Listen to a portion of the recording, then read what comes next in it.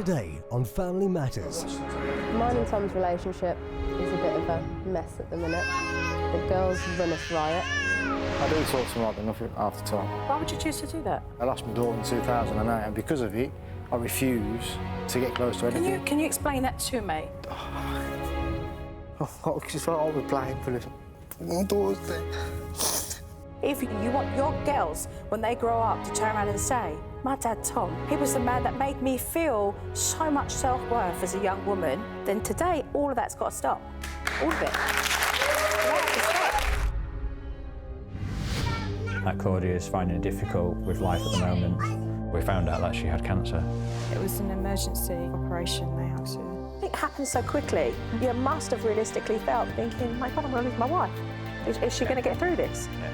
Now that we're at this place where we're like, OK, we're in remission.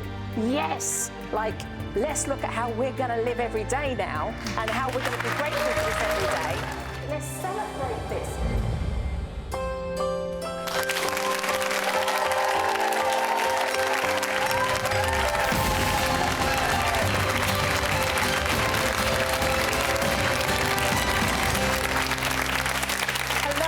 Welcome to the show. My first family today, Tom and Rachel, are at breaking point because they can't agree on how to handle Rachel's two misbehaving daughters. Rachel says she can't stand the way Tom talks to her eldest daughter, Courtney, and says that unless things change, they will have no choice but to call off their wedding and go their separate ways. I'm Rachel, I'm the mother of Courtney, who's 6, and Summer, who's 2. Well, my name's Tom, I'm 32, I'm Rachel's fiancé, and I've taken on Courtney and Summer as my own. I was due to get married this year, but with the way things are going with the children, I'm not too sure if it's going to go ahead. Stop it! Mine and Tom's relationship is a bit of a mess at the minute. And then you start shouting, ranting and raving at them. Well, he did it first. The girls run us riot. They have more control than what we do. It's a war zone. I'm talking to you. My relationship with Summer and Courtney varies. Some days it can be good, some days it can be bad. Move, man! Don't worry up today. I'm quite a strict parent. Stop!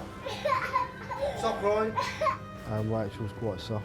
We do have heated arguments over the girls. It's kind of good cop, bad cop. No, this is my problem. Courtney. The ideal situation for me would be just to get out with the way that I am with Courtney, get a better bond with her. She's a little bit confused, obviously because there was another bloke before me. If things aren't resolved with me and Tom, then it will have to end. Welcome. I'm left with that image of this is the problem. What is the problem? Everything, really. No matter how hard I try to resolve things the best way I know how to, but it's hard when I've got someone working against me. And no matter what I do, we just don't seem to get anywhere. So you're stepdad to the kids? Yeah. And you've been there since when? Since Summer was born, really. So 3, 4 years. So really, Courtney was Summer's age? Yeah. So what do you feel today that you actually want to say to Rachel with me mediating here? I just need some boundaries put into play. I need her working with me rather than against me. When I do something and say to her, don't do that, and I go away and I finally think I've got somewhere, when I go back to mum's, Courtney thinks, oh, I'm not coming back. So when I do come back, then what I've put into play just gets thrown out the window. There's just no keeping to rules. What's this about going away and she thinks you've gone away? There's been times where me and Rachel have, we've not been solid. We have split up many times. And I think she gets confused. Well, give me an idea. We've not been solid. We have split up a few times. Like what? Well, when we first got together at the start of the relationship, I was, Jack the lad. I went and did my own thing. What does that mean? I was here, there and everywhere. I was, could have... I did cheat. My own thing is cheating, isn't it? I did cheat. I did cheat. Right. And obviously then, to get over me, Rachel did exactly the same to me. And it was like tit for tat. Is that what it was? hard. Yeah. So, and how's that working out for the pair of you? Yeah, great. It's all made right. us stronger. It's getting there now. It's made me the person I'm today. It's made me realise the mistakes I've made. No one's perfect. I'm not going to say they are. And obviously, I need help with everything that I'm doing. What was the problem? I mean, obviously, something wasn't working out, and then you both went astray with other people. What was the problem in your relationship? We argue a lot. About what, though? I mean, what was the It problem? could be, some of it's the kids. About what, though? Just the way I talk to them, the way I treat Yeah. them. He talks to them. I do talk to them like they're nothing half the time. I do talk to them like, you know... Why would you choose to do that? I suppose just the way I don't know. I lost my daughter in 2008, and because of it, I refuse to get close to anything. Can you explain that to me? The ex, everything. I mean, explain that to me. I was involved in a car crash when I worked. I was doing some work with the elderly, and I was involved in a car crash. Just got rushed. I obviously got rushed to hospital, and obviously, you know.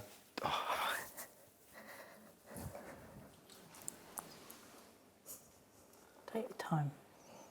Take your time, Tom. This is probably the first time he's actually spoke about it. I was blamed for this. My daughter's there. Take your time. Take your time.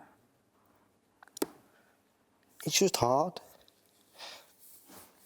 I try and be the better person, but I can't. So it's just hard seeing a lot of being brought into it, but never hearing a say the word dad or even a cry.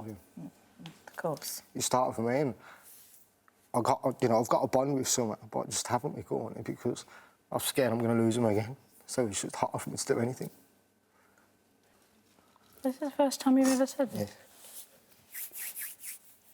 I won't talk about it because I'm a man. I've got pride. I don't want to talk about it. I bottle it all up. I just think, you know, who's going to want to listen? So I'll just forget about it. No, I think you spoke about it today because you are a man. Because, you know, just because you are a man, it doesn't mean you're not supposed to feel. You're not supposed to, emotionally express how you feel. It's the first time you're hearing this. Yep. Don't talk to me, because we just end up arguing. So you don't allow yourself ever to emotionally never. Connect? Never. Here? Never done it. I love him to bits. I'd die for him, but I just refuse to let him in that little bit closer. Because I just think it's all going to happen again. Or because I've lost a child. Come and take a seat here. It's just hard. We don't talk. You're doing a good job. Talk. We don't talk. When I feel like I've done something right, you don't say that I've done a good job. You don't say, oh, I'm proud of you for doing this, I'm proud of you for doing that. I just feel like that I'm getting nowhere with the kids. I feel that when I do get someone with you, because of what's gone on in your life, you push me away, and I'm back to square one again. And it's hard because I don't want to lose that connection we got. I love you to bits, you know I do. If I didn't, I wouldn't want to marry you. But I'm not putting it off again, I can't. We need to get something done, it has to be sorted out. Which is why we're here. I heard that Tom's feeling that he couldn't talk about a few things because of your upbringing. So you want to do just as good? Probably not. I don't really know where to start. I lost my dad 2 years ago, and that's kind of put a blocker on everything for me. And this is where I get upset.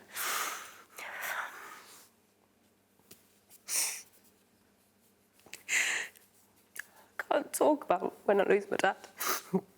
He was the closest man to me. And up until he died in 2012, I was his carer for a while. So I seen him day and night. Courtney seen him day and night. Son was too young. But when we did see him, it was great. It was like, I don't know, even now I still feel lost. I just don't know what to do. And that's affecting me getting close to anybody.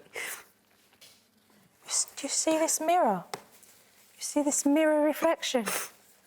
Grief, loss. It's just putting a stop to anything. Not letting each other get close. So this mirror reflection. She The doesn't, pair of you. She doesn't allow me to, though, when I want to get close. I built a brick wall. The fear of losing, though, the mirror reflection, is the fear to love and to lose. Still to come on Family Matters. Sort it out now. How do you resolve it? Because I tell you now, if you can't do that here, God forbid when you're getting married in a couple of months, because I'm telling you, you're going to have more decisions that you're going to need to make as a couple, and you want to know.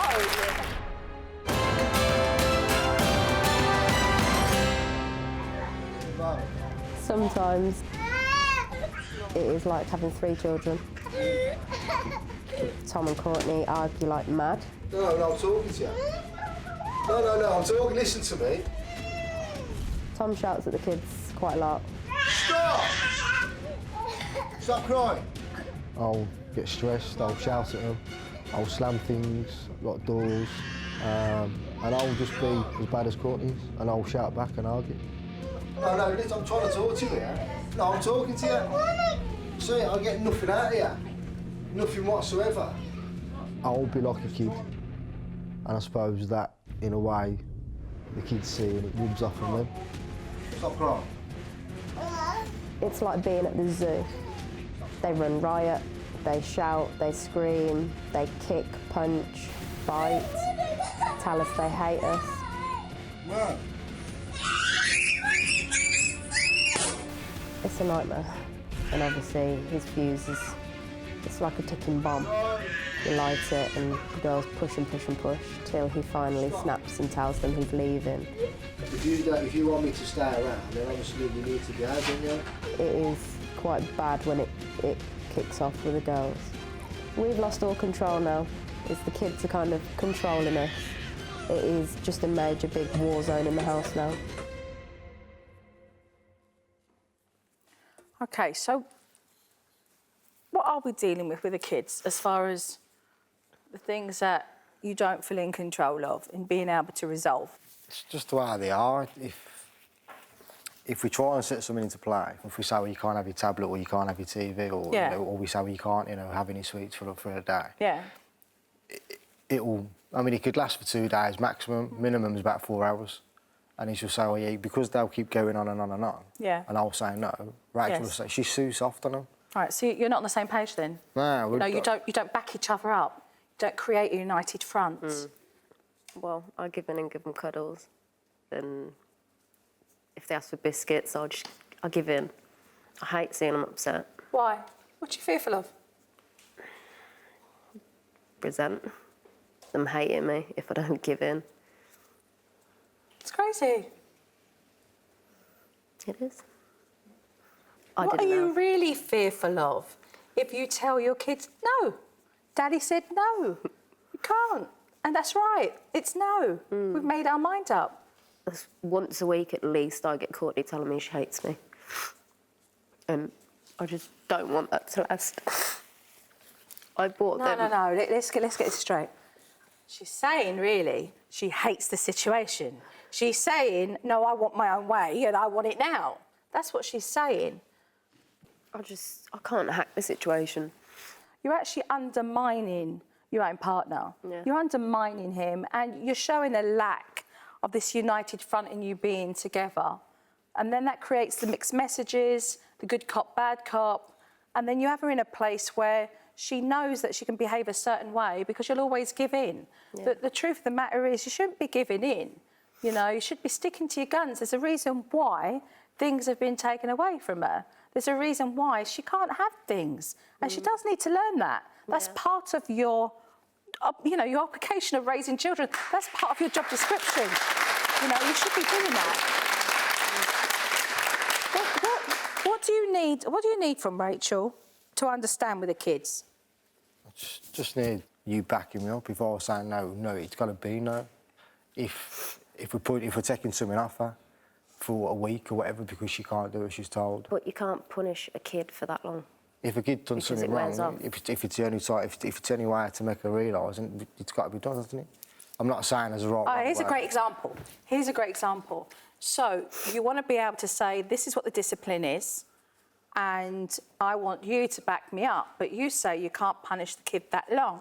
So now we have a real relatable issue. How do you resolve it? You believe it's too long. It doesn't get resolved, that's the thing. Well, do it now. You don't put the time in. You don't talk about it. You don't turn around and say, well, I think it's too long, and here's why I think it's too long, so that you could hear that and then say, well, why can't we look at what can be realistically appropriate, so that you can then come to a solution? Because I tell you now, if you can't do that here, God forbid when you're getting married in a couple of months, because I'm telling you, you're going to have more decisions that you're going to need to make as a couple. And you want to know that you know how to do that. You know? You want to know that you know how to do that. Yeah. So how long is too long? Or how long is long enough? Well, when she does something wrong, she needs to be punished there and then. You need to like take something off there and then, even if it's like just for a few hours, so that she knows. No, but Not a I've taken that week. much stuff off. She's got nothing left. Half the time. Taking what? I said I've taken that much stuff off, and she's got nothing left for me to what I take mean. when she gets them back.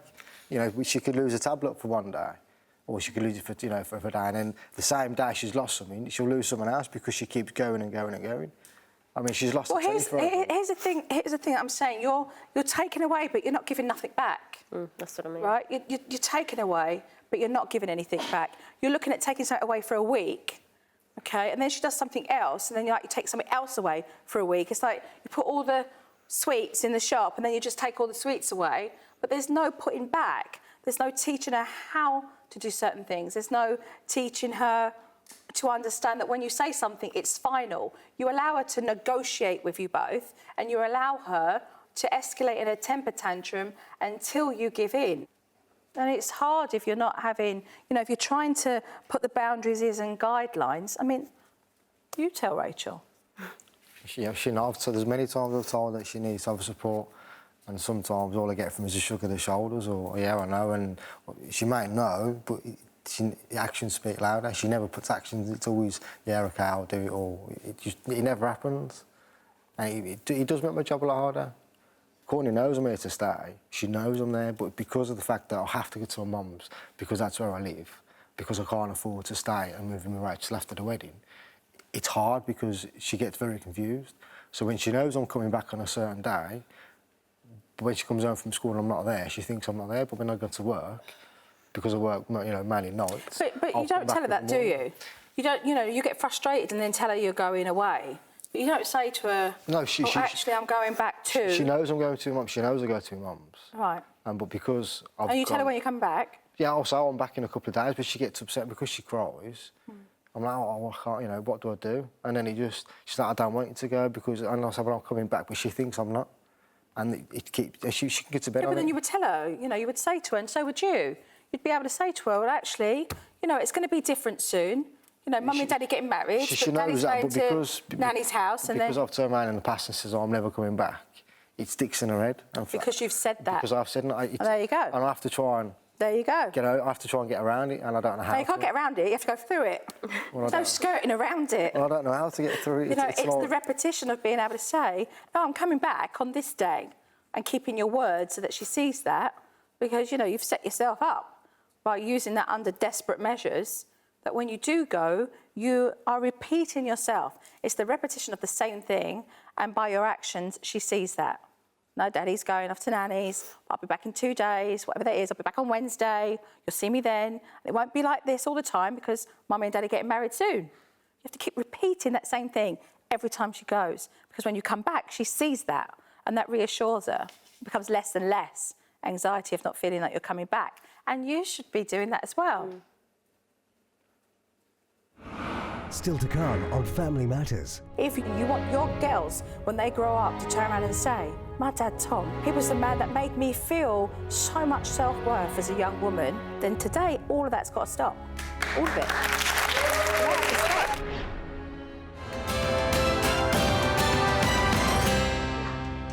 My name's Kay. I'm Tom's mum, Rachel's future mother-in-law and nanny to Courtney and Summer. Things aren't quite working out perhaps as they should be. I have noticed that occasionally it is strained between Tom and Rachel. There might be some trust issues between the two of them. At the beginning of the relationship, there was some cheating on Tom's side. She decided to repay the favour last year and hurt me twice as hard. Rachel has kicked me out a couple of times. Most of the time, it's just the way he speaks to the kids. I hate it. Stop crying. Stop crying. Right, take your dummy out. Stop crying. You can't always have what you want. This is more a problem. But he also says things to the girls like if they don't behave, he's leaving, he's walking out, he'll never see them again. If you want me to stay around, then obviously you need to behave, don't you? I've had previous relationships and they've obviously come and gone. And now Courtney's quite scared that Tom's going to leave her. Thomas and Rachel have to work together to acknowledge the boundaries that can be put. The errors or the problems that they're having now, if they're not corrected, I'm worried this wedding will be called off again. Wise words. Welcome. Thank you. What do you feel they need to hear today? I think they need to hear from each other where the boundaries are set. Thomas is wanting to be able to reprimand the girls, but in an appropriate manner. But he needs to hear from Rachel what that appropriate manner is. But Thomas should also remember he does talk to the girls a little too harshly at times. So what are they? I wish he wouldn't shout at the girls. I wish he'd talk to them like they are actually someone special in his life. So you lose your temper with them, you swear at the kids, you shout at the kids, you're frustrated because you're not being backed up by Rachel, and so you pacify. I can't back him up with the way half the time he speaks to them. I don't want to back him up because... No, rightly so. Rightly so. I want to be the good cop when he does that. I just want to be there to give them the cuddle, and because when he's raised his voice that much, it's actually scared me a few times. It's been that loud. Well, we're talking about respect here, aren't we? You know, it's how you're talking to the children. You're talking to them with no respect. You know, you're swearing at the children. It's not appropriate. It's not appropriate. I know it's wrong. I mean, I don't do it. You know, I don't do it intentionally. It's just the way I am. But you are doing it. Yeah, I know. And it needs to stop. Whatever's going on, you know, with yourself, you're losing control. You've lost control. Yeah, I am. When you're behaving that way. Yeah, when you're shouting and swearing at the children, it's intimidating. It's hostile. It's aggressive. And it's I just get frustrated because of the way I feel about them, because I love them so much. I get frustrated with them and with myself because I know they can be better kids. I know I can. I've seen a good side to them. I know they can be absolutely spot on. I know, but you're forgetting the children. You're forgetting the children. Yeah, I know. I suppose. You know, maybe you did that with your mate or whatever you did. I mean, the children. I suppose it's because not appropriate. It's just the way I've been brought up, and that I but speak to everyone. But whether you've been brought up a certain way or not, as a grown man, you've got to start being conscientious about the way. Yeah, I suppose you're raising kids. Sometimes, you know, I don't want to do that. I want to be a better person. If I could have a book on how to be the perfect person, believe me, I'd buy it every day. Great, I'll give it to you later on tonight. I'd have it. I'd be I want to be the perfect person. You know, it's not about being the perfect person. It's about recognising what you do and how you are. And it's about making a really conscious decision to say, this is what I have done, and moving forward to have a better relationship with the kids, and moving forward to have a better relationship with Rachel, and moving forward so that I can be the best possible role model that those girls can have as a father. It means I've got to chin check myself and recognise the way I behave, and I've got to rope that in. It's not a but. It's not but. It's not. If you want to be in those girls' lives and you want to say, I'm a proud dad that raised those two girls, if you want your wife to look over at you in several months when you're married and feel proud of the father you are and the husband you are, if you want to feel proud of that and you want your girls, when they grow up, to turn around and say, my dad, Tom, he was my role model. He was the man that made me feel so much self-worth as a young woman, then today, all of that's got to stop. All of it.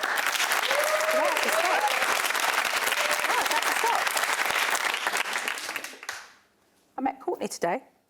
Take a look at that tape. Hello. Hello. Hi, Courtney. How are you? Nice to meet you. Had a good afternoon? Yep. What you been doing? Playing. Playing? So, when you're at home, how do you know when you've been really, really behaving well? Who tells you? Mummy or Daddy. Yeah, they let you know? Yeah. Do you remember some of those things? Yep. Yeah? When it was a nice sunny day, we went out in the garden. Yeah. And then me and Daddy never had a argue or a fight.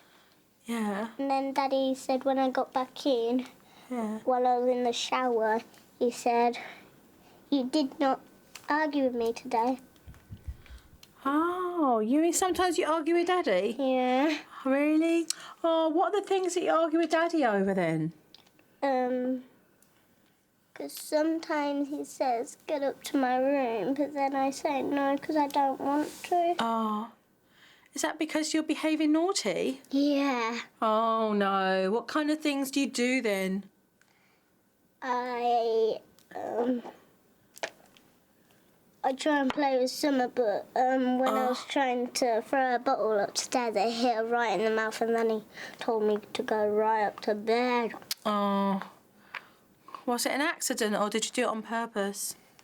By accident. Oh. Did you apologise? Yep. No, that's a good thing then. Sometimes accidents happen, don't they? Mhm. You know? So does Mummy do time out with you, or does Mummy tell you off if you misbehave? Yeah. Right. Who does it the most, Mummy or Daddy? Mummy and Daddy. Mummy and Daddy? Yeah. Oh, okay. Nice to meet you. I'm going to go and meet Mum and Dad now. Mhm. Catch up with you later. Yep. Bye.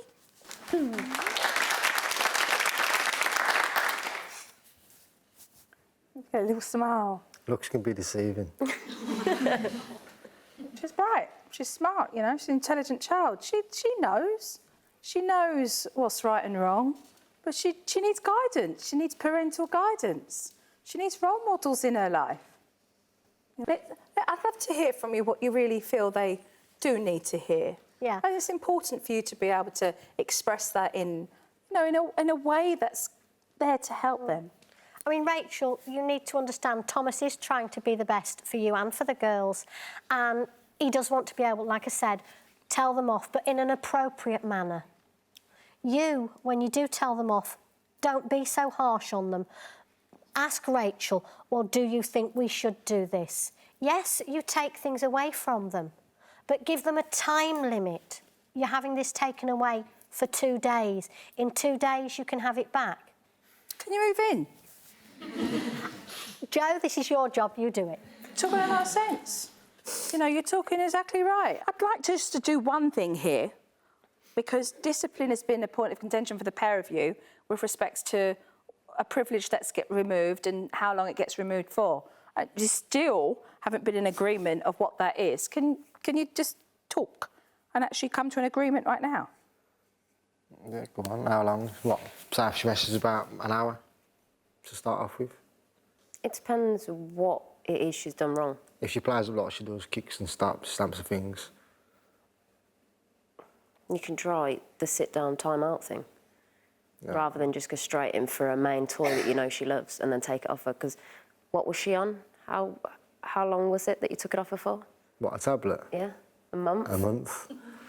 Blimey. Yeah. A month. Yeah, but the thing is, she forgot about it in the end.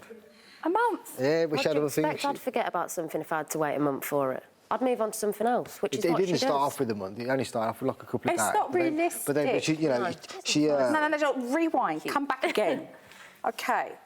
So you brought up, what do we do if she starts to punch and kick and behave inappropriately? What's the first thing you should be doing? Telling her to stop it, for one. Giving her a warning. Talking. Giving her a warning. Telling her why it's not appropriate. Letting her know the kind of behaviour you do expect. And if she continues to do that, then what? What do? What decision are you going to make? Time out. Away from telly, away from toys, away from anyone. Sit her still, make her stay there for about, well, I'd say a minute for each year she's been born. So it'd be 6 that she'd have to sit down for. Do you agree with that? Yeah. Why do you agree with that? Why? Yeah. Because if I don't agree with it, it's going to be back to a war zone, and I need to support her. I need to back her up, don't I? No. Why do you agree? That's a wrong answer. Why do you agree with that? Why do you think that's okay? Because it's better than my way. Which was what? Taking away things for a long period of time, and we didn't end up sitting down and talk. So if she's going to put something into play, it's only fair I support it. If she's going to start supporting me, then I need to back her up as well. So I need to say, well, we'll do it, rather than saying, no, don't do something. Okay. Good point.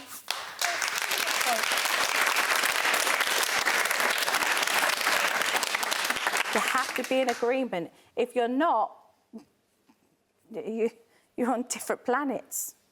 It's got to be consistent for Courtney. It has to be. Let's take a look at some more tape. My biggest fear would be my girls being upset, because them two are actually my life. When he threatens them that he's leaving, I don't want them to be mentally scarred if he does ever leave them.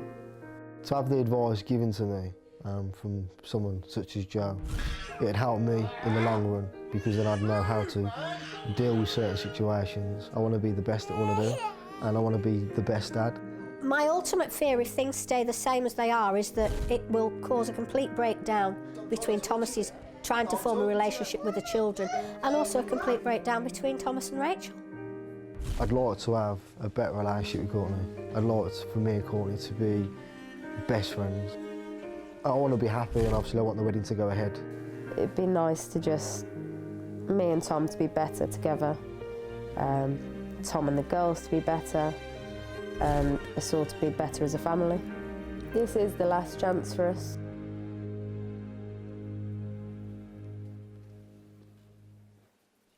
Today you did really good, I have to say. You know, opening up today and having a conversation that you haven't had was really brave. You know, it really was. And it was needed. You know, it was needed. I hope that today is the beginning of you understanding that truly, in all sincerity, for you to be together and to have the relationship and the marriage that you want together, it really does mean that you have to communicate. You have to talk. Do we have a game plan to go home to tonight? Yeah, we'll have a game plan. Yeah? I'd love you to be able to keep talking here. Keep talking. Even if you just write a few things down on a card and you just put them on the table and then just lift them over and go, OK, let's talk about this subject. You know, the more you get comfortable doing it, the easier it becomes. But you've got to start somewhere, and today you started here, which is a good thing. I wish you luck, I really do. Thank you. Still to come on Family Matters. That Claudia is finding it difficult with life at the moment. We found out that she had cancer. It was an emergency operation they had to. It happened so quickly. You must have realistically felt thinking, my God, I'm going to lose my wife. Is she going to get through this? Yeah.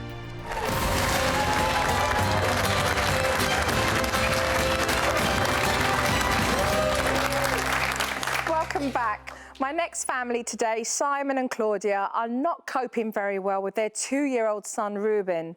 Simon says that their marriage became strained when Claudia was diagnosed with cancer just over a year ago, and now, after a long recovery, she's in remission. However, since then, they both admit they are struggling with their roles as parents and need help. I'm Simon. I'm married to Claudia, and we have a 2.5-year-old son, Ruben. That Claudia is finding it difficult with life at the moment. No. Right, you do it then. We found out that she had cancer. So I've been very sick. I had to have an emergency operation. And I felt like she's going to survive. I had to basically put work second and put my family first. And I've been given the sort of the all clear. And I feel that she's finding it difficult with everyday life. She's trying to get Ruben to do something. I'm going to come put some bricks away. Have I got to do it? Oh, Ruben, I just put those all away. I've missed out on some time. Got to do some more, Ruben. Oh, I'm talking to you. I worry that that may have affected the parenting side of things. She's missed parts of his life. I think she gets really sort of stressed out with that. Ow! No, it's not funny, Ruben. That did actually hurt me. No, I can't get on and do what I want to do. Can we just... Ruben will have more tantrums. He was around a lot more at the time when I was ill. Simon, could you help me? Because he's not doing that. He has more recently resisted to go out with Mummy. But he wanted to stay at home and stay with me. Welcome, the pair of you. Very good to have you here. So how long have you been in remission for? Since September. Fantastic, thank you. Yeah. Really pleased. Really pleased. Really pleased. Very good news, obviously. Very good news. Yeah. So take me to the point of you were going to move home, but then of course there was an emergency with you finding out about having cancer. So did you move into the home before you found out? Give me a picture of that so I can understand that fully. That's right. We moved in the June of that year, and then it was in December. So by the end of the year, when I became poorly. So. Okay. So tell me how you found out about that. Like what happened? Another clear picture. Yes. So just felt really poorly, quite sort of sick, tummy upset. Right. Just sort of thought, this is a bit strange. Not quite sure what's happening Did here. it feel right? No, not really. Yeah. I thought maybe because being a mum and, things coming back to nature. Right, yes. But no, it wasn't that. And when I felt quite sort of dizzy and in quite a lot of pain, in tummy pain. Right. And Ruben was how old then? He was a year and a half. A year and a half? Yeah, about a year and a half. Over a year and a half. Right, okay, yeah.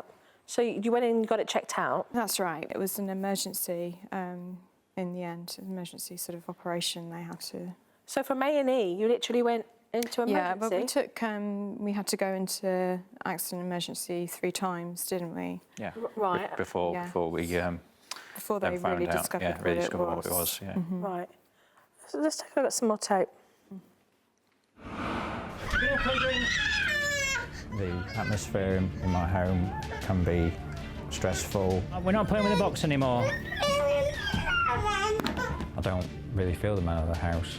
Would you be able to do it for me, please? I usually plug the iron in down there. I'll give Claudia a peck on the cheek now and again, but I feel she pulls away. Simon, can you make sure he's sat up at the table, please? I maybe get angry. Well, he is playing though, isn't he? Yeah, I know. It can be a bit stressful, a bit tense. I was trying to get him to tidy up. It builds up. I was trying to get him to do it, but it feels like a pressure cooker. If he's playing, may as well let him play. And talk to you, Simon. Daddy's pen and Daddy's paper. Yeah. Well, don't keep going on about it. The stress levels are really pushed to the limit. And then I'll sort of get angry and I'll have to go out in the car or something like that. Ruben, can you come and do some colouring with Mummy? I've got a better bond with Ruben. Where I've been so poorly, I couldn't have that involvement with him. Ruben, did you want to do any painting? To do some painting? No? I want to go upstairs. Can you come and do some colouring with me? No. You're very good at colouring, Ruben, aren't you?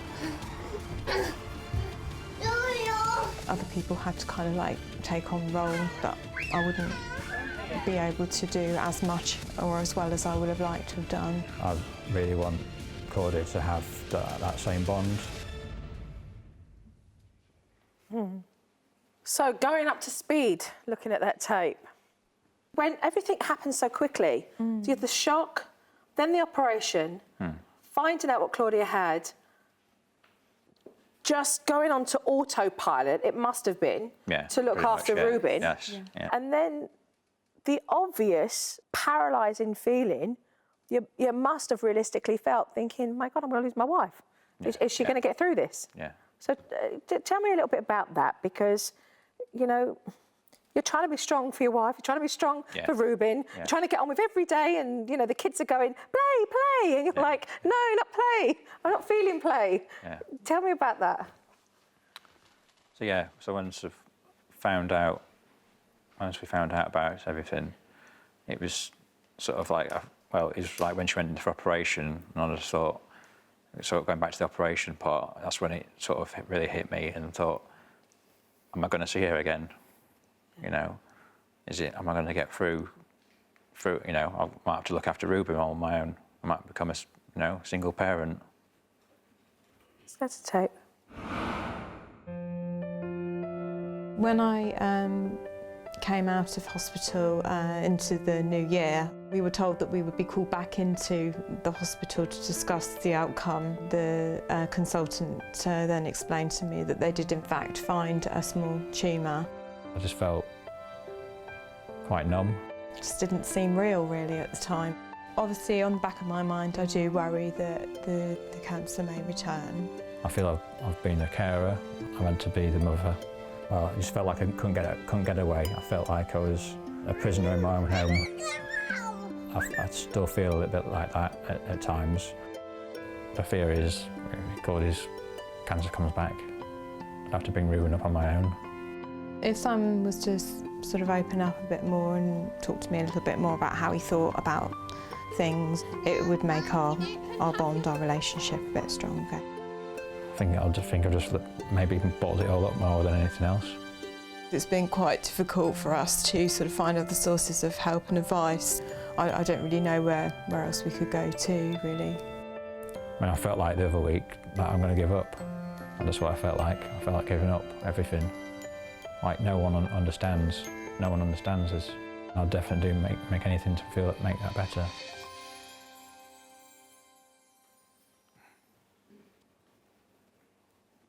What touched you there?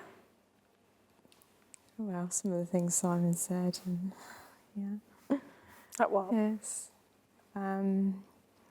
She just wants to make things better, don't we? Yeah.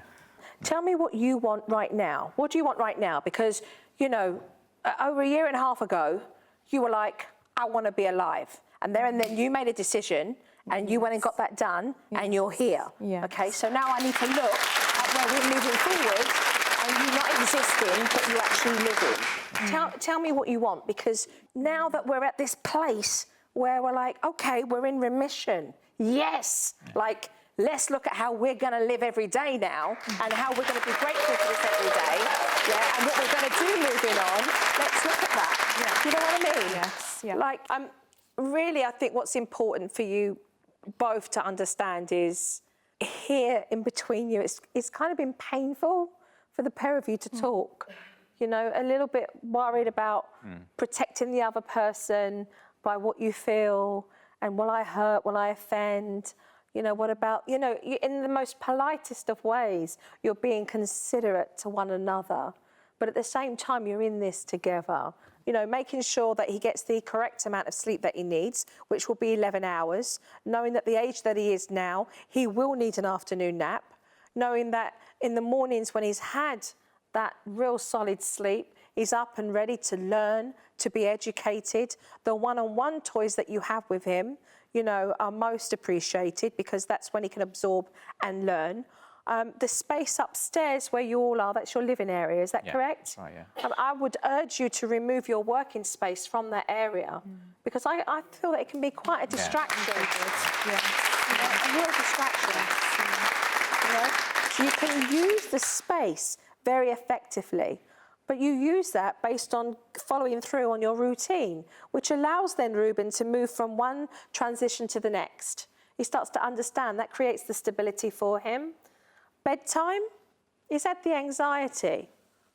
So, you know, it's going to be important for you to recognise that you're going to have to sleep train him now, which means the decision has to be yours, and when that is, which I'm gathering it is, otherwise you won't be here talking about it.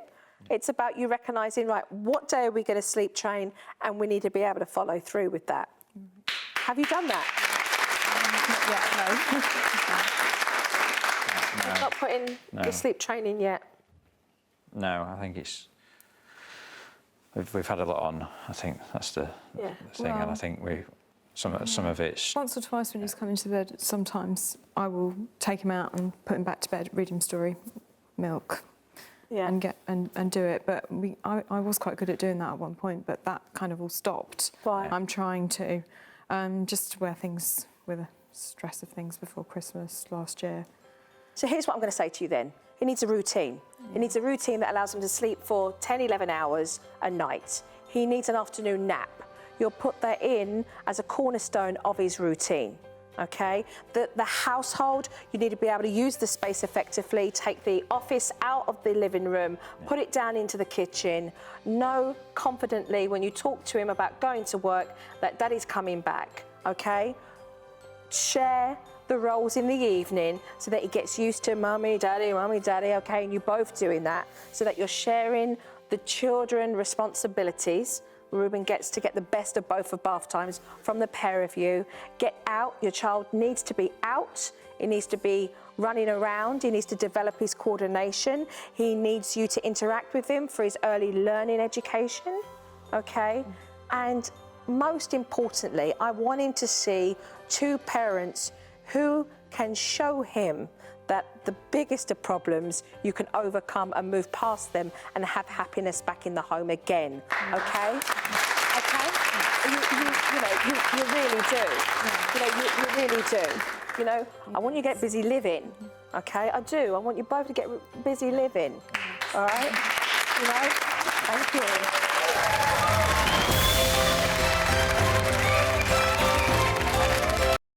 Thanks for watching Nurture. Make sure you subscribe for more modern parenting.